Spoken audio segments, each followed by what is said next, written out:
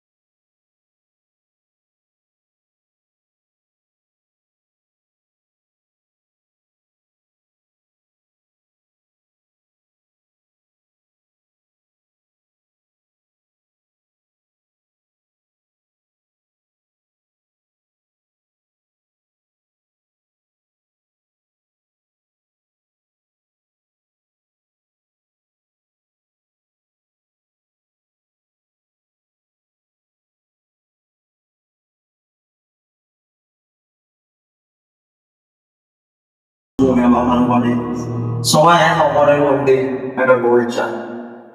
অবশেষে আব্দুল্লাহ আব্বাজানকে শিকায়ত করিয়ে যেরকম তোমার বৌমা আমি কয়েকদিন আগে মারা গেছি, কিন্তু এখন আমি তার প্রশ্ন আগে বলা কি ঠিক আছে? তো উনি মনে করে ভাবছে যে আমি এটা অনুভব করেছি, আমার বউ এখন আমার সামনে দিয়ে পাওয়া হয় এত খুশবু বের হয়, যে বাড়িতে থাকে সেই বাড়ির চারিপাশ খুশবুতে ভরপুর হয়ে যায়। আমারও মনে মনে জেগেছে, তাই তিনি আপনাদের মাকে বলে যে আচ্ছা তুমি কিছু অনুভব করেছো? হ্যাঁ, কি অনুভব বলে এরকম তার শরীর থেকে খুশবু, এখন আমি তাকে খুশবু ব্যবহার করে তাকে ঠিক আছে বলে, হ্যাঁ তার ঠিকই বলেছো, তাদের ডাকুন জিজ্ঞাসা করো। এবার আব্দুল্লাহ আব্বাজান বলছে, আহো বৌমা, এই কয়েকদিন আগে তোমার স্বামী মারা গেছে, আমাদের রেওয়াজ আছে, গরু আছে, 1 বছর খুশবু ব্যবহার করা যায় না, তো তুমি এত নামি দামি খুশবু ব্যবহার করে পাড়া প্রতিবেশীরা সব ছিছি করছে, নানান অভ্যাস করেছে। তোমার আমিরা তখন বলে আব্বাজান, আমি মনে করেছিলাম এই গোপন কথা কাউকে বলবো না, কিন্তু আপনি যখন প্রশ্ন ছুঁড়ে দিলেন তার আমি আজ পর্যন্ত কোনো পশু দোকানে কিনেছি না শরীরে লাগিয়েছি, শরীরের মধ্যে কখনো কোনো পশু আমি সে কোনো পশুকে আল্লাহর কিছু আমি রাখাই। এটা হচ্ছে আমার গর্বে যিনি আছেন তারই বরকত। যেদিন থেকে আমার গর্বে বাচ্চা এসেছে সেদিন থেকে এরকমই আমার শরীর থেকে পশু বের করে। তেমন কি শ্বশুর আব্বার সাথে এখানেই শেষ নয়, আমি যখন মক্কার বাইরে যাই পাহাড়ের ভিতর থেকে যেন আমার সালাম দেয়, আমার গাছপালা আমাকে সালাম দেয়। আমি স্বপ্নতে মারিয়াম আলাইহিস সালামকে দেখতে পাই, আসিয়া আলাইহিস সালামকে দেখতে পাই। এইভাবে যারা খুবই দুনিয়াতে নামি দামি মহিলা ছিল তাদেরকে স্বপ্নজাত দেখতে পাই। আমার শ্বশুর আব্বা শুধু এখানে শেষ নয়। আমার গর্বে যখন বাচ্চা ছিল না, আমি যখন কুয়াতে পানি আনতে যেতাম, তখন কুয়াতে আমাকে দড়ি বাঁধতে রশি বাঁধতে ব্যবহার করতে হতো। কিন্তু এখন যেদিন থেকে আমার গর্ব বাচ্চা এসেছে সেদিন থেকে আমার কুয়ার কাছে যেতে দেরি, কুয়ার নিচ থেকে পানি উপরে উঠতে দেরি পাই। আমি কুয়ার কাছে যাই, সঙ্গে সঙ্গে কুয়ার নিচে থেকে পানি উপর দিকে উঠতে যাই, আমি শুধু দড়ি বাঁধতে পানি উপরে। শ্বশুর আব্বার সাথে এখানে শেষ না। আমরা সকলেই জানি যখন কোনো মেয়ের পেটে বাচ্চা আসে তখন তার বুকে শরীর ব্যথা, কোমর ব্যথা, পেটে ব্যথা, নানা রকম মাথা ব্যথা কত কি হয়, আর কত কি তার চেক আপ করতে হয়। তো আমি এটা বলছেন যে আমার গর্ভে যেদিন থেকে বাচ্চা এসেছে গর্ভের আগে পর্যন্ত কোনোদিন না মাথাতে ব্যথা, না শরীর ব্যথা, না পেটে ব্যথা, না কোমর ব্যথা, না কোনো ডাক্তার, না কোনো কোথাও কোনো চেক আপ, কোনো রকম কিছু প্রয়োজন হয়। আমরা জানি যখন বাচ্চা প্রসব হয় তার কঠিন ব্যথা হয়, এই ব্যথা কত কষ্টের মধ্যে একমাত্র মহিলা আছে। মহিলা বলছে যে আমার বাচ্চা যখন প্রসব হয়েছে, ডেলিভারি হয়েছে, তো আমি কোনো রকমে অনুভব কিছু করে না, একেবারে যেন সই সালামতের সঙ্গে বাচ্চা হয়ে গেছে। আমরা সকলেই জানি যে রোগের মধ্যে বাচ্চা জন্ম নেই, সেই রোগটা এমন এক বন্ধ হয়ে যায়, নানা রকম খুশবু সেখানে ব্যবহার করতেন, তবু বন্ধ হয়ে যায় না। মা আমিনা বলছেন যেদিন আমার গর্ভে থেকে বাচ্চা প্রসব হয়েছে সেদিন বাড়ি, পুরো বাড়ি এত খুশবু, এত খুশকি আনলো, আর আমার বাড়িতে তার আগের দিনে বাতি জ্বালানোর মতো তেলটুকু ছিল, পুরো বাড়ি অন্ধকার ছিল। কিন্তু যখনই আল্লাহ নবী সাল্লাল্লাহু আলাইহি ওয়াসাল্লাম আবির্ভাব হয়েছেন সঙ্গে সঙ্গে পুরো বাড়ি একদম উৎসব। আমরা সকলেই জানি বাচ্চা যখন প্রসব হয় বাচ্চার শরীরের মধ্যে নানা রকম নাফাক লেগে থাকে। মামিরা বলছে যে আমার মুহাম্মদ রাসূলুল্লাহ সাল্লাল্লাহু আলাইহি ওয়াসাল্লাম বাচ্চার মধ্যে কোনো রকমের নাফাক ছিল না, যেন একেবারে পুরো পরিষ্কার পবিত্র করে দুনিয়াতে পাঠানো হয়েছে। আমরা জানি বাচ্চা যখন মায়ের বাড়ি থেকে আসে তার কিছুদিন পর খানা করতে হয়। আল্লাহ নবী দুনিয়াতে আবির্ভাব হয়েছে, খানা করার প্রয়োজন হয়নি, খানা করা অবস্থায় দুনিয়াতে এসেছে। এরকম অলৌকিক ঘটনা বহু ঘটেছে। তো বুঝুন তো দোস্ত, আমিনা বলছে যে আমার বাচ্চার মধ্যে কোনো নাপাক ছিল না, খাতানাক অবস্থা এসেছে, এমনকি কোনো কোনো কিতাবে লিখছে যে বাচ্চা এসেই তিনি তার সঙ্গে মতো বসে যায়, কিংবা কোথাও লিখছে সিজদায় পড়ে যায়, নিজের অবয়ে তারপর তিনি একটু পড়ে বসে। এবার ইসলাম ধর্মে খেলা আমরা শ্রীমকে পেয়েছি। বুজুর্গ দোস্ত, মামিনা মনে মনে ভাবছে যে তার মা আমার তাপা মারা গিয়েছে, আজকে যদি তার আপা থাকতো হাত ধরে পাহাড়ে নিয়ে যেত, ময়দানে নিয়ে যেত, খেলাধুলা করতো। এবার ইসলাম ধর্মে ভাইয়া জিবরাইল আমিন কোথা থেকে যেন গায়েব আওয়াজ দিচ্ছে, আমিনা তোমার বাচ্চাকে শুরু বড় হতে দাও। তোমার বাচ্চাকে হয়তো তোমার পা আপনার থাকলে হয়তো মাটির খেলনা, কোনো কাঠের খেলনা, এইসবের খেলনা কিনে দিত, কিন্তু একটু বড় হতে দাও, তাকে এমন খেলনা দেবো যে তার আঙুলের ইশারায় চন্দ্র 3 ঘন্টাও পেয়ে যাবে। তাকে এমন জায়গায় নিয়ে যাবো 7 আসমান মিনিটের মধ্যে, সেকেন্ডের মধ্যে ভ্রমণ করে আসবে। যেমন ইসলাম ধরে দিন ভাইরা, বাচ্চা যখন প্রসব হয়েছে, মামিরা বাচ্চাকে দেখছে, আশ্চর্য, এত সুন্দর, এত চেহারা, এরকম বাচ্চাকে আমি কখনো দেখি না, এত সুন্দর চেহারা। সঙ্গে সঙ্গে তার শ্বশুর মশাই বলছে, আরে তুমি কি দেখেছো? তুমি আর কটা বাচ্চা দেখেছো? আমি তো কাবা শরীফের আমি ইমাম, আমি আমার কাছে কত কত বাচ্চা জাগো করার জন্য নিয়ে এসে, আমি কত বিষয় কত কত জায়গা আমি ভ্রমণ করে এসেছি। এত সুন্দর বাচ্চা আমি কোথাও দেখি না, এত সুন্দর, এত সুন্দর। জিবরাইল আলাইহিস সালাম বলেছেন, শোনো, আমার পূর্ব পশ্চিম উত্তর দক্ষিণ ভ্রমণ করতে আমার সেকেন্ড লাগে, সেকেন্ড। আমি কত কত জায়গায় গিয়েছি, পুরো দুনিয়া ভ্রমণ করেছি। আমি মুসা নবীকে দেখেছি, ঈসা নবীকে দেখেছি, ইব্রাহিম নবীকে দেখেছি, সুলাইমান নবীকে দেখেছি, ইউসুফ আলাইহিস সালামের যার চেহারা ছিল তাকেও পর্যন্ত দেখেছি, ইউসুফ নবীকে আমি দেখেছি। ইউসুফ নবীর যার চেহারা ছিল, আর আমি তো কোয়াতে হাতকে তার নাককে রেখেছিলাম, আমি কাছে থেকে ইউসুফকে দেখেছি। কিন্তু সমস্ত নবীদেরকে আমি দেখেছি, কিন্তু এত সুন্দর মুহাম্মদ রাসূলুল্লাহ সাল্লাল্লাহু আলাইহি ওয়াসাল্লাম চেহারা, যেরকম চেহারা নবী বলা কোথাও কোনো নবীকে দেখি। আমার ইসলাম ধর্মে ভাইরা, আমরা সেই নবীকে বিনা দাবি দাবায়, বিনা দরখাস্তে দেখছি।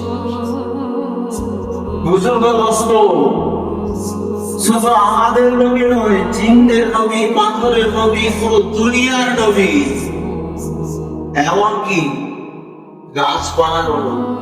আমি এর আগেও আপনাদেরকে শুনিয়েছি, শুধু মনে করে দিয়েছি।